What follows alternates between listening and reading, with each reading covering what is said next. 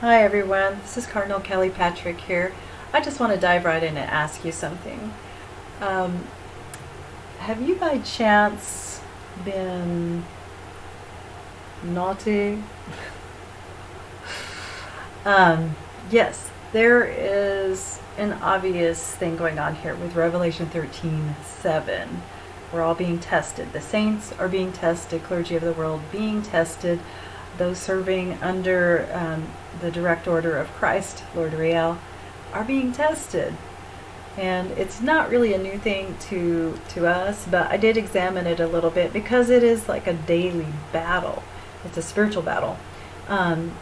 But because Revelation 13:7, it's why you are experiencing these harsh tests and seeming opposition.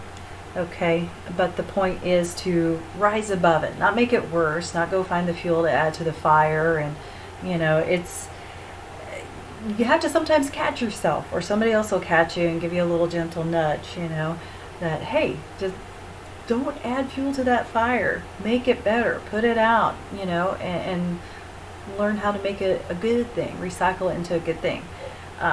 So matters of mutual understanding and resolution are vital, especially when you're, meant to lead countries.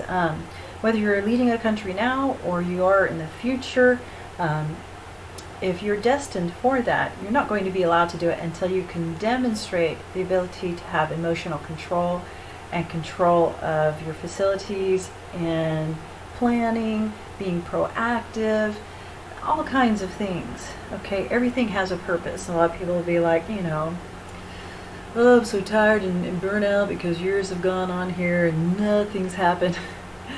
What? Let's do a quick review of what's happened in the world, right? We've already done that a lot of times, and sometimes we have to still actually refresh ourselves when we get tired, burn out, whatever you want to label it. But part of the tests are just that. So I got a question. What are you doing right now? Are you doing what the Lord has asked you? Often when the Lord brings you something, it's like, it's handed to you and you're like, oh, that's not what I had in mind. And often it's uncomfortable, it might be associated with late hours or, talking to somebody that's very difficult, or, just a myriad of issues that you just don't really want. But hey, you're serving the Lord, and if you're in the right frame of mind and you're prepared, then when this happens, here's a directive. Okay, you're like, oh, thank you. This is an honor. Thank you. But if you're being toiled with, you're going to be like, hot potato. Who could take this from me? Yeah, and that's when you got to do a self-check and say, okay, maybe I've experiencing some kind of spiritual warfare here, and I need to work this out and pass the test.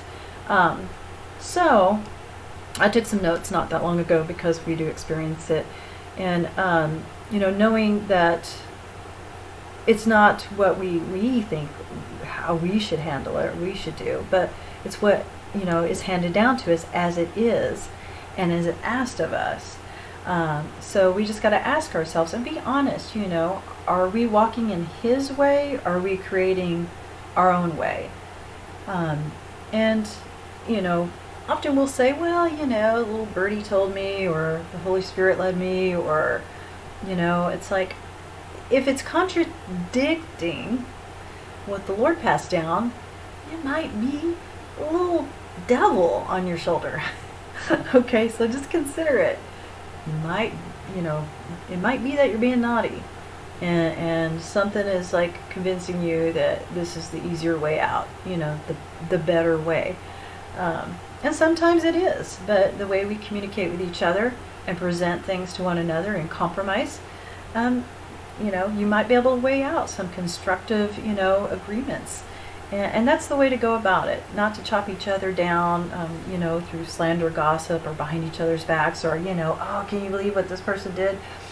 It's really, and yes, we all have to vent, whenever somebody frustrates us, but let's learn how to do it constructively so we can actually have some resolution and walk in the way of the Lord in the whole process.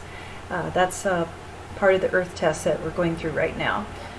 So that we can make the new kingdom what it is, paradise ever after. We don't want to bring in our attitudes, our gossip, our, naughtiness, unless it's a good naughtiness. But you know what I'm talking about. Revelation 13:7 is usually associated with some, really unsavory characteristics. So let's take a closer look at everything. The enemy wants to distract you.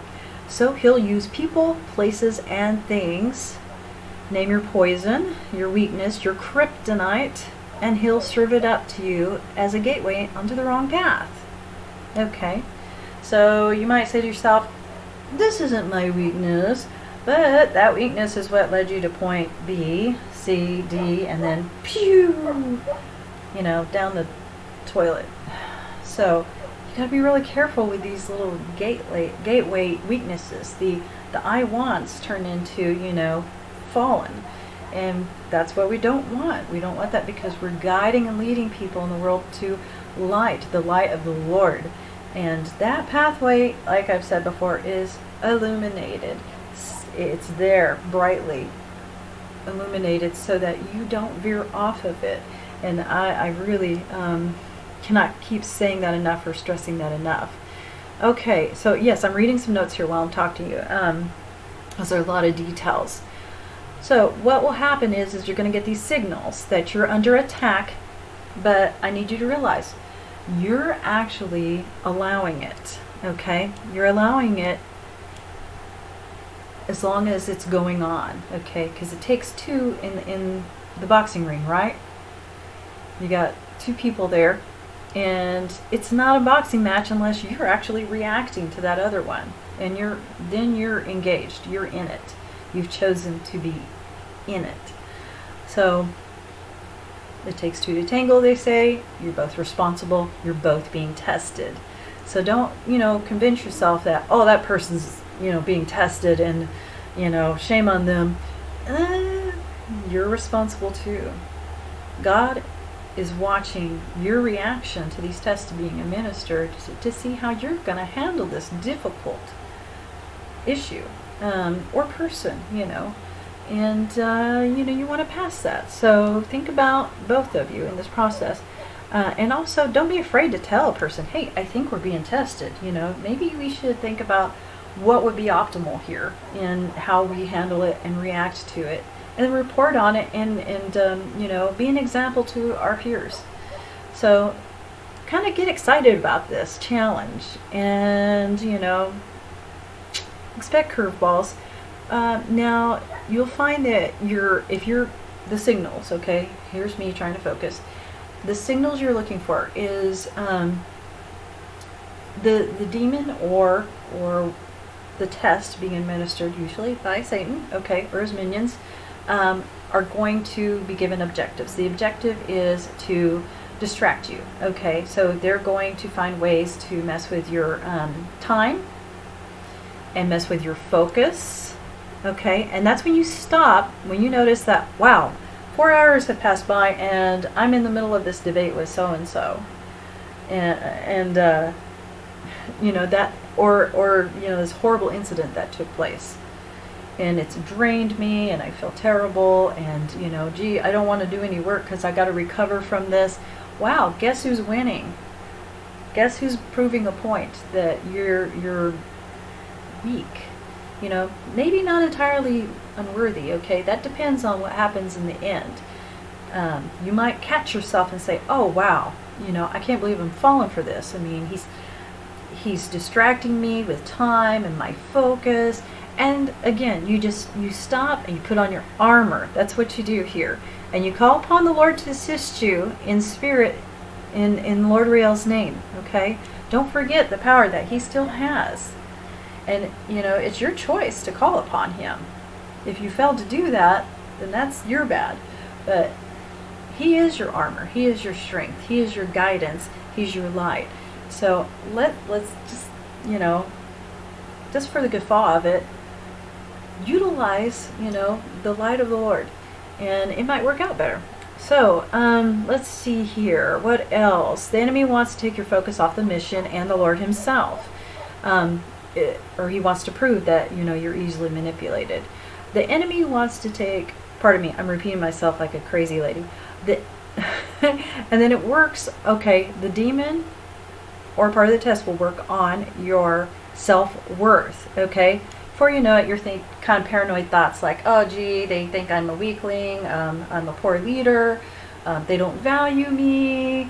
If some of these things are sounding familiar, okay, then something is toying with your mind, okay? And you can choose to prove it right, okay? Or you can choose to just say, no, I'm bigger than that. I'm going to prove that I am bigger than that. And just make that wise choice. You want to be a person that people respect and admire and trust. So, if you're always like reacting, like a porcupine, where every little thing, you got quills popping out everywhere at everybody, you might want to like start self-evaluating and changing that a little bit. I know what that feels like. Trust me, I've had years of testing, so I've caught myself, and the Lord's helped me a lot through that.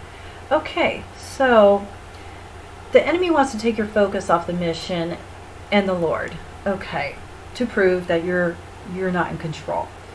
And after it's worked on your self-worth, and it's like, oh, I'm winning, and I'm proving my point here, and you begin to feel that defensiveness, vulnerableness, and a need to defend yourself constantly.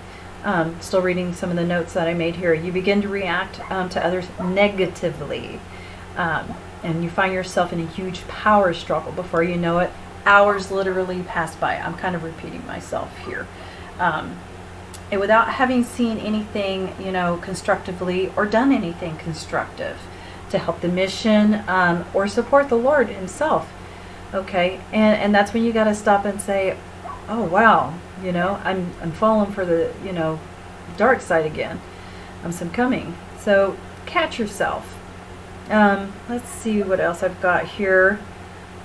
In these tests, you want to show that you call out the enemy and rise above more quickly than the last time. Okay, so that's another thing. And I used to have dreams when I was younger about being spiritually tested.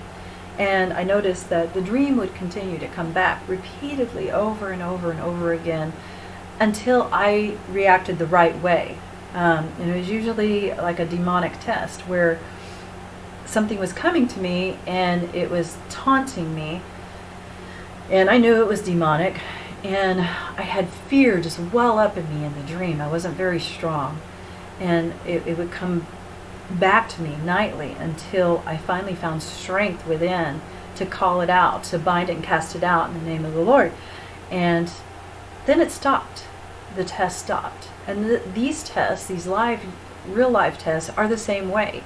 It might come back in another form of another test, because but the thing is you want to pass, okay? And you want to pass in the right way. The test will continue, and particularly the same test, if you still haven't passed it. And so, as annoying as it may be to you, if you want it to end, pass it the right way, but internalize whatever it is that made you pass that test. Don't do it just for face value. You want to sincerely have learned it, because if you're a destined leader in the new kingdom, paradise ever after, people are going to rely on you handling yourself with strength, with integrity, with high ethics, and not one that can be bought or sold. So you want to have, not only exterior strength and be stronger than temptation, but also, just here implicitly. So let's take a look here at what other notes I took. Yeah, I don't have a great memory, I don't think, because I really have, even my own notes, I have to look at it again. Sometimes it's all internalized, but I've got little points here. Let's see. Oh, yeah. So in your effort to rise above more quickly than the last test, okay, eventually, it gets better, and then eventually you learn to master control of the situation. And you're showing Satan that you're not easily puppeted at all, okay, because let's face it, when you're on your own, you're going to be tested by other people in opposition, and they need to know that you're not going to be a liability in paradise, and that nobody can manipulate you. So this is not through your reactions of acting hard-nosed about something, or having control over a situation, in the sense of the thumb over somebody else, but self-control, the kind that people would respect. So let's see here. So how do you do that? You do that through being tempered, through humility, deep understanding of the other person's perspective, and expressing that you understand how they feel. And you have to genuinely understand how they feel by looking through their eyes, and not just patronizing them and saying, "Oh, I understand." That is annoying. Don't do that to anybody, please. Sincerely try to understand where they're coming from. Let's see. So we're trying to gently guide each other and hold each other and support each other, not patronize or be condescending. And something, yes, you may be that same person, okay? You're going to be in the other person's shoes eventually, sooner or later. You might even be the bad guy sometimes, because you're being tested, you're not seeing clearly, and you don't even realize you're being the bad guy, quote unquote. But let's see here. It's not really a bad guy unless you might be being difficult. That's more appropriate and considered a bad guy if you fail the test, and you're being, really rotten to the core. But I have faith. The saints historically have proven that they fall, they get up, and then they, brush it off and move on. And then, they gladly, guide their brothers and sisters along with them. They're real good brothers and sisters keepers. Let's see. Oh, yeah. Okay, so it's hard to admit when you fall into Satan's traps. But once two are in the figurative boxing ring, you're both being subject to that test. And as I said earlier, all you need to remember and do is ask yourself, have I risen above to compromise with my brother or sister? Often, as leaders, we just want to say, listen, this is what the Lord handed down. Just take care of this, do what's right. But, that's where people are like, but I'm a human, and I have feelings, and I want to be heard, and I want, respect. Let's talk about this. And that's what we should, give them. We should give each other mutually, is that respect and humility and time. Not always do we have a lot of time. We're juggling a lot. And it makes us seem, I don't know, maybe harsh when we don't have a lot of time to sit down and talk and, really connect. I feel connected to people, but I can feel whenever they don't feel it from me. But this is the way I am, that if we're on a battlefield, and I know we're not on a physical battlefield, but we're on a spiritual battlefield. I don't really have a lot of time to let's have tea, and as the house is burning down. And not that long ago, we were in a house that was burning down, and it's true. You don't have time to do anything other than either, depending on what kind of help you have around you, to either get out of the house, save others, and put it out, and you don't have time for anything else. There's no time for conversation, because every millisecond counts. Every millisecond counts. I noticed when I was putting out a fire from whatever it was a month ago, every time I'd come back up with more water, there was a few more flames, and it was so that's how it is for us, when we're on the spiritual battlefield and a lot's going on, and we're, you feel like you're the only thing that's happening right now. In reality, there's maybe 10 things like whatever you're going through that we're facing at the same time. And so it might seem like we're a little curt or short or whatever, and you're thinking, wow, they don't really, care about me. Yes, we love you. So don't let Satan fool you or with your head and make this worse, okay? Just try to see through the other person's eyes that maybe, they're undergoing, some kind of spiritual battle right now. And whether it's to help another or that they're enduring it and fighting it off. But let's look at these notes a little bit more.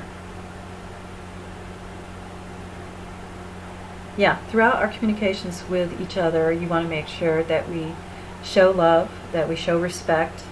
If there is no love and there is no respect in the communication, there is something really to be worked upon quickly. Otherwise, it will be used to create antagonistic pokes against each other, which is not the way of the Lord.